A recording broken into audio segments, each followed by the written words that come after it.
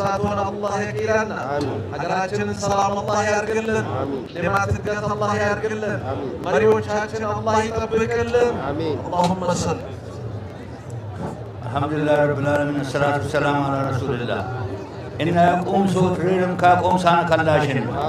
تدبابلو كقوم سنان تولى تدبابلو كقوم سنان إتاي هلهم كلا غرام لكني تم يمت أبو غريت غارة كلا غواي إتاي أقوم سوتن غاي تقارت بنا إتاي الجمر اللي ما تاي تقارت بنا أربع أبوات كلا غواي يعلمهم أربع أكو يخجل غزولهم أوجه ما يلت فبي يا ربي يا الله واجاجونا تي كتت كلا كلومي واجاجونا الله قوت أدولكم لما تدول إني تواددوا تول تواددوا إني إن أدين أكبروت وأنا الله شيء إني أي تلانج عين بر توداد درود نبات مرتيون توداد درود نباليمات يون توداد درود نبادوا بلوت يون اللهم صل ማንነት ከምንም ከማንም ይቀድማል ማንነትን ለማግኘት የሰው ልጆች በርካታ ውጣ ውረዶችን ያሳልፋሉ ማንነታቸው ግን ምላሽ በሚያገኝበት ጊዜ ደስታቸው ወደር የለውም የስልጤ ብሔረሰብም ለማንነቱ እየታገለ ጥያቄ ምላሽ ለማግኘት በርካታ አመታትን አስቆጥሯል ይህም ትግሉ ውጤት አምጥቶ የማንነቱ ጥያቄ ምላሽ አግኝቶ የማንነቱን የድል ብስራት ቀን ለማክበር በቅቷል 25ኛው አመት የስልጤ ብሔረሰብ ራስን በራስ የማስተዳደር ጥያቄ ህገ መንግስታዊ ምላሽ ያገኘበት መጋቢት 23 ዩራግ አያም በተለያዩ ዝግጅቶች ሲከበር ውሏል የስልጤ ብሔረሰብ የማንነቱ ማሳያ የሆኑ የባህላዊ ዕቃ አውደራይ በክልሉ ርዕሰ መስተዳድር ዶክተር እንዳሻው ጣሰውና የኢፌዴሪ ስራና ክህሎት ሚኒስተር ወይዘሮ ሙፈሪያት ካሚል በተገኙበት የሪቫን ቆረጣ ተካሂዷል ይህም ብቻ አይደለም በእለቱ የተለያዩ የብሔር ብሔረሰቦች ጭፈራ እንዲሁም አጎራባች ዞኖች ልዩ የሆነ ስጦታ ከዚህም ባሻገር የስልጤ ብሔረሰብ የስልጣን ሽግግርን የሚያሳዩ ባህላዊ የስልጣን ሽግግር ሂደቶችን በሰፊው ተመልክተናል የክብረ በዓሉ መክፈቻ ንግግር ያደረጉት የዞኑ ዋና አስተዳደር አቶ ዘይኔ ብልካ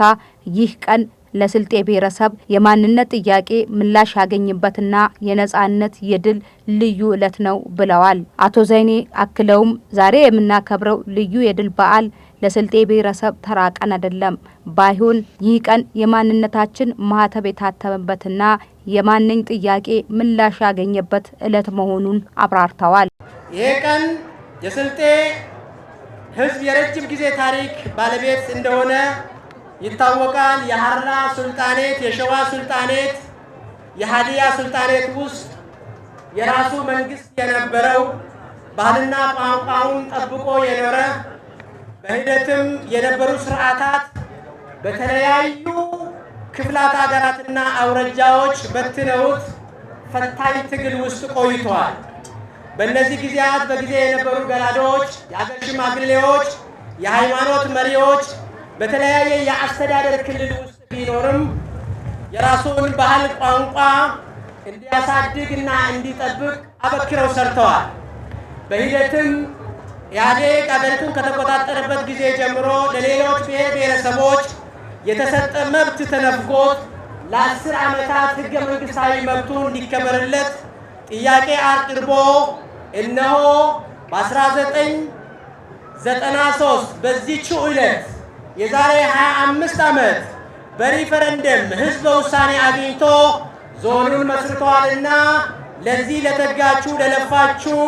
በዚች ምድር ላላችሁ ረጅም ዕድሜና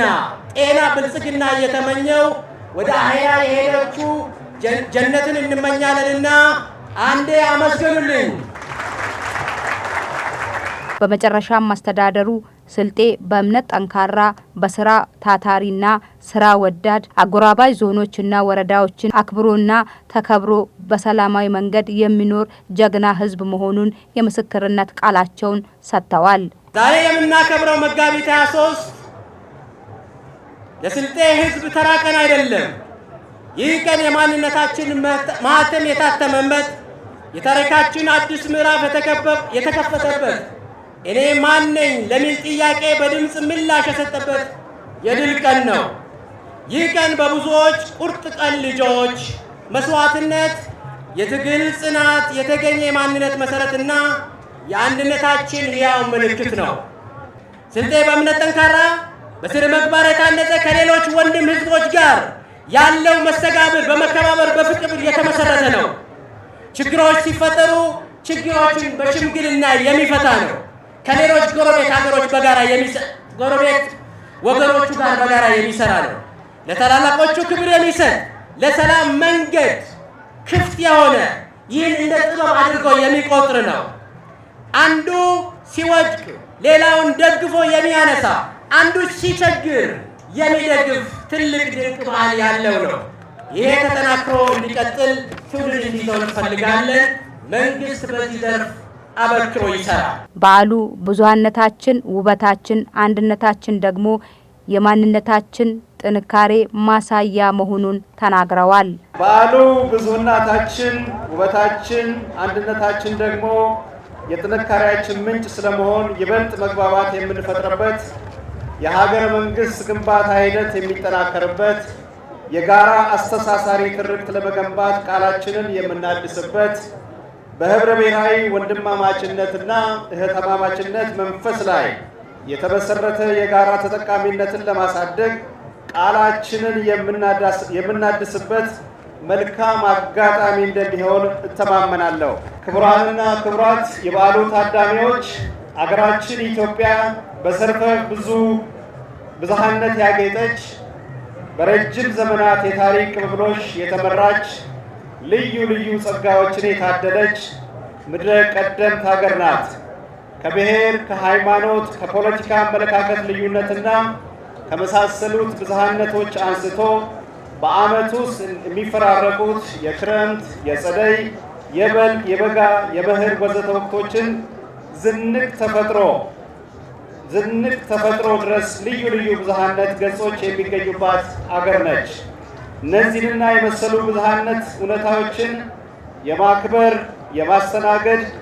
ሚዛናዊነትን እሴት የማጠናከር፣ ህብረ ብሔራዊነትን መሰረት ያደረገ አገራዊ አንድነትን እንዲጠናከር ያግዛል። በጋራ እሴቶች ላይ የተመሰረተ አስተሳሳሪ የጋራ ትርክት እንዲገነባ ያስችላል። ርዕሰ መስተዳድሩ አክለውም ኢትዮጵያዊነትና አገራዊ አንድነት ጸንቶ እንዲቀጥል የስልጤ ማህበረሰብ በርካታ መስዋዕትነት ከፍሏል፣ አሁንም ጠንክሮ መቀጠል እንዳለበት ተናግረዋል። ኢትዮጵያዊነትና አገራዊ አንድነት ተጠናክሮ ጸንቶ እንዲቀጥል ብሔረሰቡ የበኩሉን እንዲወጣ መነሳሳት ፈጥሯል። በጤናው ዘርፍ በዋናነት የህብረተሰቡን አቅም በማስተባበር እንደ ወራቤ ኮምፕሬሄንሽን ሆስፒታል ያሉ ለህብረተሰቡ የጤና አገልግሎት ቅርብ የሆኑ የጤና ማዕከላትን እውን መሆናቸው ራስ በራስ የማስተዳደር እድል ካስገኛቸው ፍሬዎች መካከል ሊጠቀሱ ይችላሉ። በሀገራችን የፖለቲካ ግንባታ የለውጥ ሂደትም ብሔረሰቡ ድርሻውን በንቃት እየተወጣ ይገኛል። እነዚህን ስኬቶች ማስፋት፣ ማላቅ፣ ወደ አዲስ ምዕራፍ ማሸጋገር አስፈላጊ ነው። በሀገራችን ኢትዮጵያ የተጀመረውን የብልጽግና ጉዞ ፈተናዎችን ወደ ድል እየቀየረ በአዳዲስ ሀሳቦችና በምናብ ከፍታ በጽናትና ትጋት ታጅቦ ይቀጥላል።